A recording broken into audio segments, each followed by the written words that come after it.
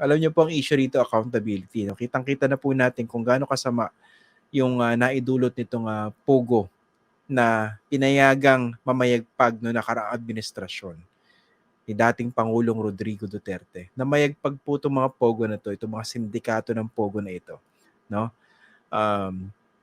Nung kanyang panahon. Basically, metaphorically, the floodgates were open to these Pogo syndicates. Ngayon, yung dating spokesman ni Rodrigo Duterte, nadidikit niya yun dito sa issue na ito. So dapat tutukan natin yan. Hindi pwedeng walang accountability. Napakatindi ng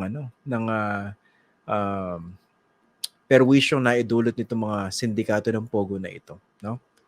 Nakikita nyo ba yung mga torture videos na yan? Imagine niyo, no? Yung Pogo hubs na ni-raid, nakitaan ng mga torture chambers. Torture chambers. Yan po yung yan yung mga nabuong kasamaan. Yan na may kaugnayan dito sa Pogo na ito. Buti naman nakinig si President Marcos doon sa clamor ng mga tao at kanyang ibinana po yung mga Pogos. Gusto ko lang po mag-shoutout sa mga sip-sip na politiko, mga senador, tsaka yung mga miyembro ng House of Representatives, yung mga congressmen. Grabe yung palakpakan nung SONA, nung July 22. Kung makapalakpak, no? Nakataas pa yung fist ng iba eh. Para bang nanalo sa Olympics ng gold medal. Kakapal naman ng mga mukha nyo nung panahon ni Duterte grabe rin kayong sumipsip sa kanya. At the very least, nanahimik kayo. Nung namamayagpag yung mga Pogo, nung pinayagan niyang mamayagpag ito mga Pogo na ito, ngayon bigla kayong anti-Pogo. Anong tawag sa inyo? Mga sipsip.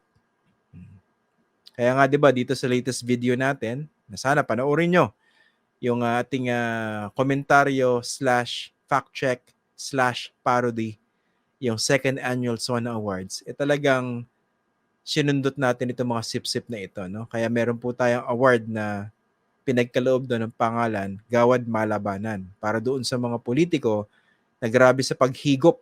Hindi lang sip-sip sa paghigop. Doon sa dating pangulo, no? Nakakaano lang, no? Nakakadiri kayo, no? Nakakadiri kayo. Mga wala kayong paninindigan.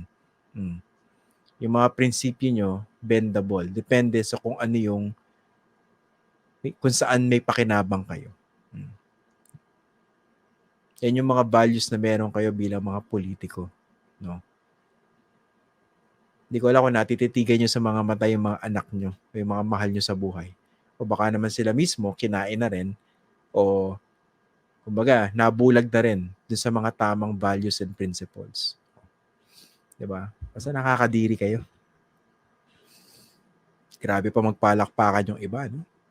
Ngayon, dito sa hearing, diba? May binanggit kayo rito, no? Diba, naghihiring ngayon yung House, yung Congress, yung mababang kapulungan, no?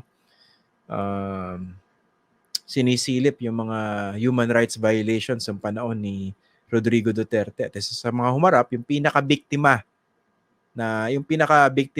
sa hanay ng mga political figures ni Rodrigo Duterte, walang iba kundi si dating Senador Leila de Lima. Humarap siya muli diyan sa House of Representatives at nakapagpahayag siya ng kanyang saloobin pagdating dito sa drug war ni Duterte. That was the same house that basically insulted her as a person and Leila de Lima as a woman. Kung hindi niyo po naaalala. Balikan niyo po sa YouTube. Search niyo lang po, Leila de Lima, House Hearing Duterte. Makikita niyo kung gaano kabastos, kung gaano kababoy yung marami sa mga congressmen at even congresswomen noong mga panahon na yon. Diba? Nung tinutuya, kinukutya yung pagkatao, pagkababae, pati itsura ni Leila de Lima, who by the way was a sitting senator at that time. At yung ilang mga kasama niya sa Senado, nanahimik. Iba naman, pumustura na kunwari naninindigan. Bakit? Kasi gusto na sumipsip kay Duterte. Iba takot kay Duterte. Again, we go back to the principle and values of these politicians. Mga wala po kayong kwenta. Ang tawag dyan, political expediency. Ang tawag po dyan, Naninindigan kayo, depende sa kung saan kayo makikinabang. Nakakadiri kayo. Ayan. Kaya yung mga congressmen ngayon na bigla nagbibida-bida dyan sa hearing pagdating sa human rights, okay naman na tinutuloy niya, no? Kahit pa paano may buti yan. Pero hindi po kami nakakalimot sa kakapalan ng mga pagmumukha nyo. Hindi kami nakakalimot. Sensya na po, medyo tinatagalog natin dahil may halong gigil itong tinatalakay nating issue ngayon. Kasi walang pagbabago no? Ito, pupusta ako. Pag nagpalit ng administrasyon, kunwari naging Duterte na naman, itong mga sip-sip ng politiko ngayon, dito kay Bongbong Marcos, lilipat yan. Kunwari manalo si Sara Duterte. Wala silang pakialam kung tama o mali. Wala silang pakialam kung tama o mali yan. Ang tanong lang, saan ba sila mas makikinabang? Saan ba sila magsusurvive? Daming ganyan. Siyempre, hindi naman yan familiar or alam ng maraming botante or others perhaps don't care, basta nakakatulong itong mga politiko na ito. Pero ano yan yung mga ganitong pagtindig o hindi pagtindig ng mga politiko natin, ano yan that's a reflection of their values or the lack of them. Nakadiri. Hindi ko alam kung ano yung mga pinag-uusapan nila pag sila-sila lang, no? O unless they surround themselves with like-minded sama ng word na naisip ko pero hindi ko nilang gagamitin out of decency. Pero that word that I thought of starts with the letter A.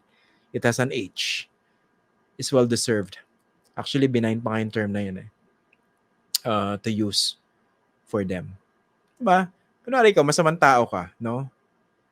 Tapos napapalibutan ka ng mga matitinong tao, for instance. Hindi mo naman madidiscuss yung ginagawa mo, no? Yung mga decision mo, kunwari sa trabaho mo.